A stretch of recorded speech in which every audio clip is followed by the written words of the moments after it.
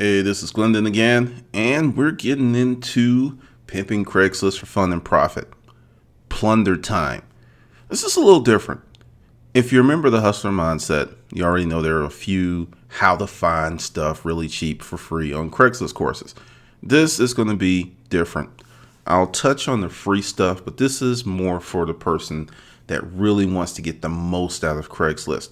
And it's going to take a little cheese. So if you're like completely broke, go to how to source, how to find wonderful stuff on Craigslist for little or nothing. Then when you get your capital level to appropriate amount, then you want to start utilizing some of these techniques. The reason everyone is here is they want to know how to make money with Craigslist. Now let's really break that down. Everyone knows how to make money with Craigslist. You buy and you sell stuff, or you get stuff and you flip it. And that's where about 90% of the people are. There's another group of people who are making crazy money with Craigslist because they have a system, they have a process, and they also know that it doesn't come easy. First thing that's the most important is a written income goal. Easier to hit a target than a piss in the wind. One of the things that I found out, and I know from experience, is when you're just kind of, I want to do something and I want to make some money, that's exactly what's going to happen. You're going to do something and you're going to make some money, but you're a little disappointed because you want to make more money, but you never really wrote down or carved up how much money you want to make. Because the truth of the matter is, if you're in any moderately large city, 150 bucks a day, and let's really define that. It's not in 30 minutes a day. It could be 3 hours, or it could be 12 hours, depending on where you are, what you're sourcing, what you're selling. But let's say a 10-hour day. Let's just put there, it's a 10-hour day. Starting in the morning, getting out there and hustling, you can make 150 bucks per day. It takes a lot of effort. As you put forth that effort, you become better and better and better. And you can crank it up to 200, 300 bucks a day. I've done it. And it's one of those things that it's all encompassing. But if you don't have any money or you're unemployed, what else are you doing? Seriously, I mean, really think about it, because I've had many conversations with people that were in a certain situation and they want to not let go of anything in their life, and they want to go out and get all of this new money with an old money mindset. I'm going to keep what I have. I'm going to pay these bills. I'm not going to spend a lot of money, but I expect to make a lot of money. It's really not doable. You can make a lot of money with no money spent because it's a matter of resources. I mean, if you have a truck and a little gas money and you're willing to go out there and hit it hard every day, just, maybe some money for lunch, and you hit Craigslist every hour an hour, you go out, you pick up stuff, you list stuff, you sell stuff, you meet people, you'll make some money. You'll definitely make, like I said, 150 bucks a month. So that's very doable. But most people want more. And what is more? More is 500 bucks a day, $1,000 a day, which is also doable, but you're not going to do that with absolutely no buying capital. It's not going to happen. But once you get to buy capital, once you get your pipelines together, your sales channel, it's very doable. And this is something else, and I see it a lot with comments. Pickers, reseller people, they'll go to a garage sale, and it cracks me up. The person that's having the garage sale is a little savvy.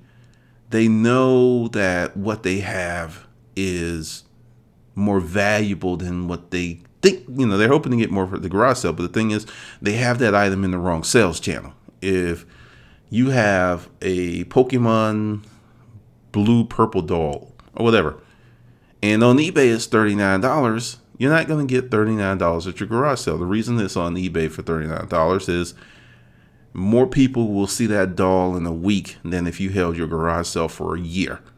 It's just about exposure. The traffic's there. You should never have items like that at your garage sale. They should go on eBay or something like that. Or if you don't want to deal with eBay, find someone to sell it for you. But certain things just sell better in other areas. But with this crazy notion that, and people get pissed. Yeah, I went to this garage sale and they were charging retail. How dare they expect for me to even give them close to what's item? Yeah, it's worth that, but I wanted to get it for pennies so I can go ahead and make what it's worth. As we go forward, there's going to be more and more of that. People are becoming more savvy. And the thing is, you've got to get to a point where it's worth it for them to sell it to you cheaply. There's got to be something else into it for them to really move off their position. Men lie, women lie, numbers don't lie. Another thing I see is a lack of a plunder schedule. Yeah, I'm talking about it. Because this is what happens. I need some money. Go on Craigslist. There's massive activity. Oh yeah, we're doing some stuff. Then stop and do something else. And then massive activity over here and massive activity over there and massive. But it's not focused. It's not directed. It's just scattered. So here's a quick schedule. And this is for a person who does not have a job. I'm going to do the person who doesn't have a job and the person who does have a job. You have to make some choices. You have a job, a large part of your day is spoken for. So what's going to happen? If you want to plunder, your plunder schedule is when you get off work, you go to Starbucks or you stay at work and you hit as many people as you can with items you think are worthwhile. That means that, hey, you need to trade in the Honda and get a pickup truck and drive the pickup truck to work and keep a spare set of clothes at work so you can do this. That's what you're going to have to do. You cannot hope for the world to reorientate itself and change to benefit you. It's not going to happen. And many people are disappointed because it's like, if only things were fair. No, because when people say, if it was only things were fair, they're not saying it's fair. Like, only if the world met my needs at my doorstep. Doesn't work like that. So, for the person who doesn't have a job, you wake up, your job is making money. First thing you do, you get up and you mentally prepare for the day. You say, I'm going to make some money. You sit down and you write out your financial goals every day. Let's say, keep it simple. You don't have a lot of buying capital. It's like, okay, my goal is to make $350 today. It's 8 p.m. My goal is to do it between 8 and 5. You get on Craigslist, and the first week is going to be a week of discovery, because to get your metrics, you have to push forward into the market. And once you get a set of numbers to look at, then you can kind of start deriving some means and averages. Give you an example. You get up on Craigslist and you email 100 people. Okay? Some people will get back to you immediately. Some people will not. Some people will get back to you later on that day. Some people will get back to you a few days later. So the first week, you email 100 people every day, text, call, whatever way you want to communicate them.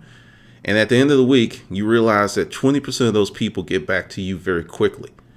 All right. That's really good information. That's why you need to chart your progress. That's why you have to have some metrics and something to look at. Because if it's all just up in your mind, it's all in your mind and it's scattered throughout your cerebral cortex. And, so now you've got these real numbers. Okay. You email 500 people and 20% contacted you very quickly.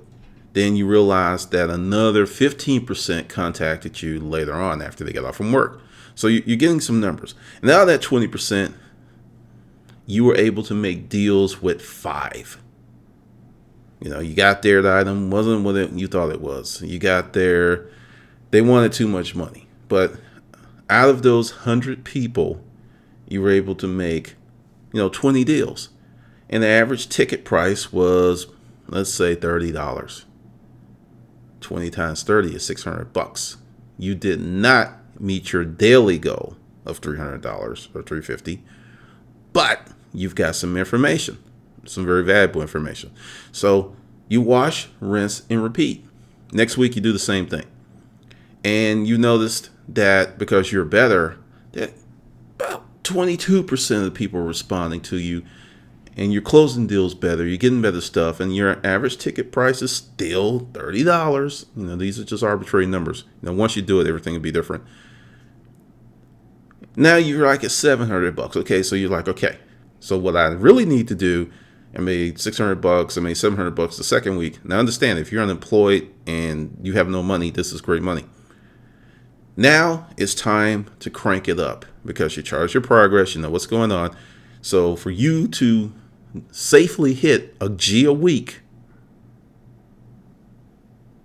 you'd have to email 200 people a day, every day, because your response time will probably be the same, but you're going to double your activity.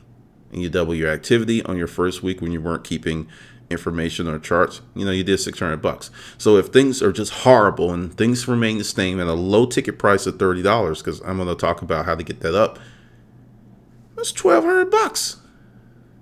You're working your ass off. You're putting in a solid 8 to 10 hours a day, but you're making money. And see, this is the thing, and I learned this, and where I came up with this is from, Rent-A-Crate. They were all, I owe a debt of gratitude to Michael Shanley. He was, and Karen Osborne. They were the founders of the company. They really taught me a lot because these things work with storage auctions. They work with picking. It's about the numbers. It is totally about the numbers. So if you develop a plunder mindset that I'm going to go out there and earn mine, not get mine, but earn mine, you will. You seriously will. Now, to make this really work, this is how I used to gain inventory during the dry seasons of storage auctions. Sometimes it's just not out there. I don't know. I have no clue to why it happens, but it's just out there. It's just dry. But you've built a sales machine. You have customers. You have sales channels. You need to continue to put stuff in there regardless of what's going on. And I used to be a picker, but when you're trying to make $6,000, $7,000, $8,000, $9,000, $10,000 a month, it's hard to do picking. You can make 2, 3, maybe 4. If you're really a super picker, you might even make 5 or 6. But and if you're in the 5 or 6, I guarantee you've got booths somewhere. You've got a robust eBay. There's certain things you're gonna have to do. And there are some people who can probably do $100,000, but they're not working 2 hours a day. They're probably working 12, 15 hours a day. But this is what I have done, and this is what I've taught a few other people to do, and they've had similar results. Go to the garage sales section, and we're going to talk about the old and the new, and go back 2 or 3 weeks, and email 100 people. Depending on where you live, adjust the numbers for your Craigslist location. All Craigslist locations will not be the same. So if there are only 20 people, email all 20. But if you're in a city like Atlanta, or you're in Dallas, Texas, or you're in New York, they're probably, it's going to be a little different. But big cities, a lot of people, there's going to be a ton of this activity. And this is just, I just pulled this up today. It's January. And look, people are having garage sales, indoor. And you can do estate sales. But go back 2 or 3 weeks. And your number one question, and you want to call them, email them, do you still have stuff? That's all you're asking. Don't say, do you still have this? Because this is the thing. And from being on the other side, when people would call me, I can tell when someone was trying to isolate one item. And if that one item wasn't available, they weren't coming. And it's like, look, it's gone. But I also knew that I had a lot of other good stuff, but they were just focused on one thing. Number 2 question, when can we meet? Now, this is how you handle it. If you can't meet that day, that's cool. set up the meeting, and you keep rocking and rolling. Because if you meet someone that takes your buying capital, you still meet with the person and just say, look, I didn't know if you're going to get back to me, so I made some purchases, but maybe we can broker this or whatever. There's a lot of ways to handle that. But essentially, this is what you've done. This person's pre-qualified. They've had a lot of stuff to sell. The notion of people just having garage sales to get rid of stuff is still true, but a lot of people are selling stuff to make money because they're financially pressed. You're seeing more garage sales than you've ever seen before.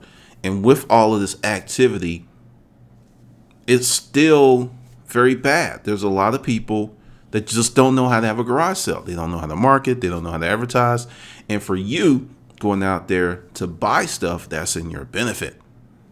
Because, I tell friends I used to make $1,000 to $100 garage sale, and their minds were blown because their garage sale that they had, they only made $100 or $200. That's all they made. And they're just like, how could you make more money? I've seen your stuff. It's crap. It's marketing. But now this is where we really start to crank it up. This is plunder time. You're a fisher dude or a fisher chick. You have to look at yourself. You're not someone just going out to make some money. You're going out to plunder. You're going out to get it. You're going out to earn your keep. And this is where it gets really, really good. As I like to say in the videos, it goes from good to gooder. Once you get in person and you've seen the stuff they have, and you want some of it you don't want, or you may not want all of it. Then this is why you're looking at stuff. You start asking questions because, one, you're in front of them. This was your main goal. Your main goal was to get in front of this person. That was the main deal. Because many times when people assemble garage sales, it's usually last minute, little forethought. So there's usually a lot of stuff still in the house that they would be willing to part with if that notion was introduced into their gray matter. So, I'm in Georgia, so this works. He was like, bam. Do you have any broken costume jewelry or any jewelry? Do you have any guns? Do you have a CD collection, albums, books, arts, old electronics? And be real specific. Do you have a drawer full of cell phones? If you don't want them, I'll take them. Cell phones, because a lot of times people get a new phone, they just throw the phone in the drawer or whatever. Old iPods, laptops. All that stuff. Do you have any of that stuff laying around? Just ask them. And if they tell you, when they go to get it, you look it up on your phone real quick to see what it's doing on eBay. And then this is where once you have an ideal of what you're dealing with. Because understand, when people have garage sales, their mind is blown. They're just like, what the hell? So you went to look at the garage sale and you see stuff. Now this is where you become a resource. You see stuff you want, you see stuff you don't want. You make them this offer based on what it is. Paint a scenario for you. You go to meet with the client. You see the stuff they have. Most of it's penny stuff, dollar stuff, simple stuff that you cannot sell on eBay. You can only sell at a garage sale or a flea market. Okay, I'm gonna tell you how to work that too. And it's just hard to get rid of. Then there's a few real key items, super stuff that you can make. Let's just list these items. Say there's a 3-year-old laptop. Say there's about 2 iPods, about 10 cell phones, and they're all like Androids or something smart. They're like 2-3 years old. They don't have killer value, but they're $25-$30 a piece. And you have the chargers. And that they don't have bad ESNs. This is good stuff. So you've got that. And in a roundabout way, everything you see on the low side, calculate on the low side. Don't go, well, I can get the max. No, always go with what's the absolute lowest price I'll probably get for this. And that's what you base your buying decision on. Not the high side, the low side. So the absolute low side, if you get all this stuff, is about $2,000. So this is where you start the pricing dance. You just straight up. It's like, okay, that stuff that you couldn't sell, you couldn't sell because it's just penny stuff. But this is what I'll do for you. I'll take all of this stuff, the electronics and everything, and I'll take all of that other stuff, and I'll do it for $500 and just look at it. Because they didn't make any money. And during your conversation, kind of find out what they did for their garage sale. If they did $100, $500 is going to sound freaking awesome. If they did like $600-700, $500 may be an insult. Just depends. But start with 500 and just kind of see what they say. They may go, okay. Because the thing is, you didn't just come and get the good stuff. You're actually moving a lot of stuff they couldn't move. You're moving a lot of stuff that frustrated them. You've become a resource. So by doing that, you may really score. Now let's just really look at this. As you're closing the deal, realize rule number 1: you can't steal everything. I know it's like I want to get it for 25 cents and sell it for $50. No, it's not always going to happen. Be honest. Just tell them straight up. You buy stuff to resell. That's what you do. It's true. And like I said, by becoming a resource, and this is where it helps you, to be honest. By becoming a resource, and if they leave the transaction feeling pretty good and they're happy with you, you can get to their friends. That's very powerful. It's extremely powerful. That's why you need some buying capital. Because, say you have $2,000 buying capital, you go ahead and you do this. And there's going to be costs because you're going to need labor and you're going to need a space to put this stuff. But you do this once a week, 2 times a week. Do the math. On the low side, $1,000. It's $2,000 a week. You spend $500. Now, I'm going to tell you how to get rid of the other crap. So, it's, about 8 G's a month. Plus, remember the crap that you could not sell anywhere other than a garage sale or a flea market. What you're going to do with that is you're going to bundle it up. You're going to bundle it up and put it on Craigslist. Flea market seller dream. I have this lot, and and just price it out. There's, say, 1,000 pieces. I'm going to sell it for $250. I'm going to sell it for $300. You can make 1,000. You have to leave some meat on the bone for them to want to buy it. Because, if you sell it to them for $500 and they're only going to make $700, that's not exciting. Now, during tax season, that may work because everyone's pressed for merchandise. But no, because your goal is not to have a flea market. Well, if you wanted to, you could. But your goal is just to get rid of that stuff as possible. And there's all these people out here, going back to what I said about sourcing. A lot of people don't know how to source. So you go ahead and it's like, bam. So you buy 2 estates, garage sales a week. That's another, let's say $200 for all that stuff you don't want to deal with. That's another $400 times 4. That's $1,600 on top of the $8,000.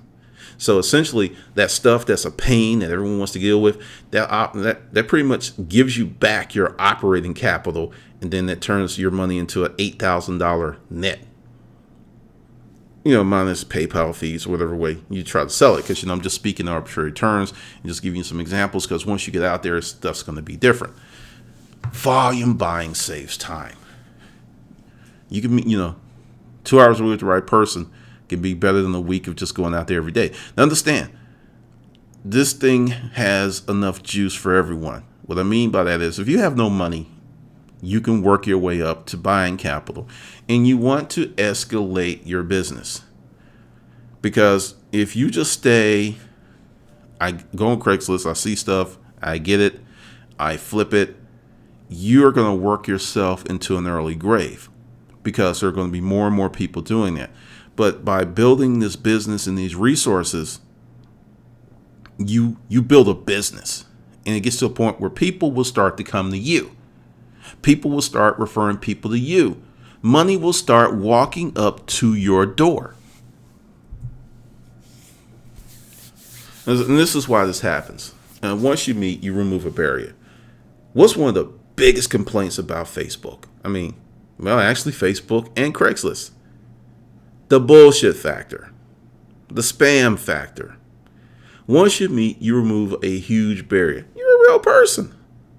You're actually a real person with real cash. if I've made a lot of friends in this business. People hung out, go to their house for Super Bowl parties, Thanksgiving, whatnot. Just being a real decent and honest person can get you far. You can work your mojo, and by making them part of your tribe, by handling this right, treating them right, they're on your list. You got their name. You've made this person happy. So when you are like selling stuff and you're building your distribution stuff, because one day they may see something on your list and it's like, yeah. And they know you and they know you're good people and they'll buy it. They may even do something like, well, here's my credit card number. Just run it through your merchant account and bring it to me. I've had people like that bought from me. It's like, yeah, here's a credit card number. Okay, I'll be home at 5:30. And they never even came in. And, that was just a high level of trust that we built with our business. And you can do it too. Because this is the thing. Everyone is just going out there like one-hit wonders. It's kind of like the pickup artist dudes that their goal in life is to bang as many chicks as possible. But they can't get any reoccurring themes. They can't get that chick who's like, okay, you're this guy, you don't want a relationship, but sure, I'm gonna have sex with you. They don't have enough juice where they can pull that off, so they just go from one to the other, one to the other, one to the other. At some point, you're gonna have to nest, and when you build these relationships, and but understand, but by no stretch of the imagination is this going to be easy, and it's going to be time consuming, but let's really talk about the time. It's January right now. You go ahead and you do this. And you do it hard for a year. Just maintaining information, building your database, building your email list. In a year, you could have a network of 200 people to 1,000 folks. So when you get something new and then you shoot it out, you will have instant sales. And you keep doing this and you keep building the network, and then you'll get referrals. And you've built this business of resale out of nothing. There are consignment stores that don't do this. And they've been in business for years. They just rely on the advertising and people driving by and like, oh, there's a consignment store. But there are some consignment stores, there are some savvy people that do these things, and they do quite well. So by investing extra effort in having cash to buy, you can really move your resale business along. Now, let's talk about moving from those $30 average ticket sales. Furniture, appliances, electronics, big stuff. That's why you need an infrastructure. That's why you need a team. You can go out and let's just say, give you another plan of mine.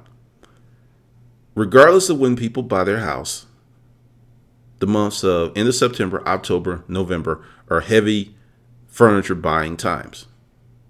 It just happens every year. So this is going to happen. So you just start lining up. You go out and make as many deals with the nicest current. And you have to do some research. You have to do some research on what's current. Because like in country Crocker stuff sells well in outer Georgia and sucks wind here in Atlanta. So, it just depends on where you're living and what kind of furniture people like. But once you know that, you just hammer it. And you get 20 dining room sets as cheap as you possibly can. And you should start heavily promoting during, those months. And you'll sell them. And then it'll drop down. They'll drop down. Then boom, it'll start again in Christmas. Because people getting their house ready for Christmas. They have people coming in town. And they want it to look nice. So that's when a lot of this furniture stuff really pops off. Really, really pops off. But look at big stuff. Many people are afraid of big stuff. You can, let's just say, I'm going to actually turn this into a really huge one. And I'm probably going to do a partial video on this on YouTube. But bikes. There's a few things you can specialize in. Bikes are huge. Bikes are crazy. And if you know your bikes, and this is the thing, you will need eBay to really work this. But You can go to a bike, say you get a bike, vintage bike, whatever, and you get it cheap. You know on eBay that bike's $400, but you get it for $150. This is going to be your cost. You put the bike up on eBay as a buy it now, unless it's super hot. If it's a Trek or something, or something super hot, you can do the bidding thing. But if it's popular but not hot, you want to do a buy it now.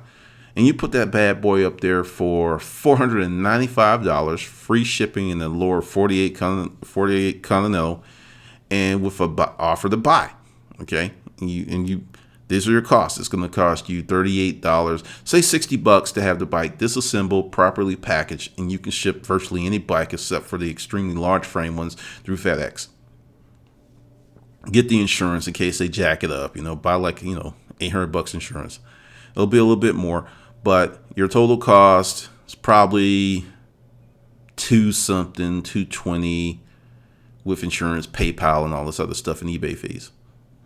So you can make a net profit of $180, $200 on that bike. And the trick is not to just have one bike up at a time. Get as many of those things as you possibly can, because this is what happens.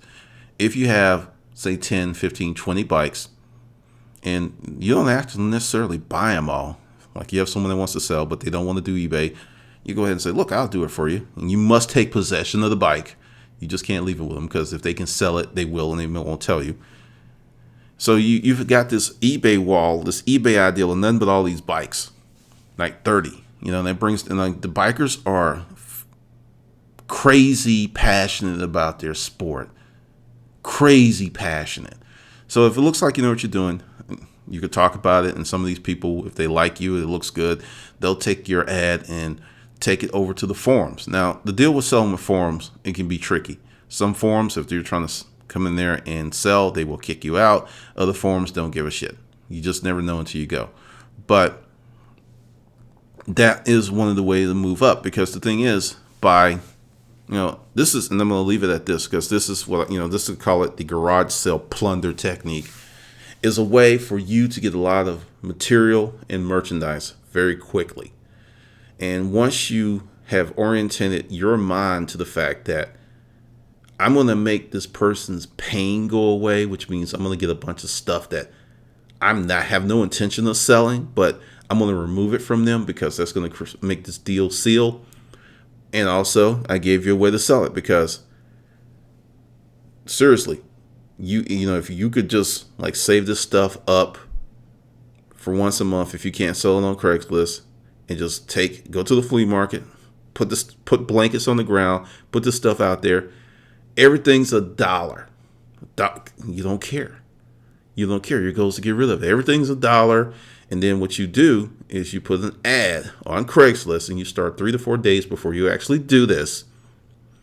I'm going to be at such and such flea market, and you just put up pictures, and I'm going to have this and this. And you'll have people that will contact you before you even go to the flea market. Because it's like, it's got to go. Give me any offer, making deals, whatever, and just blow that crap out. So there's a lot of ways to move it, and you just got to think in terms of volume and volumes, because time is not a renewable resource. It's not. You may get another Tuesday, but this current day, once it's gone, it's gone. So just something to think about, and we will do more special techniques and special techniques and tactics that I have done and I've helped other people utilize to make more money. And that's it for this session, and I'll see you on the other side.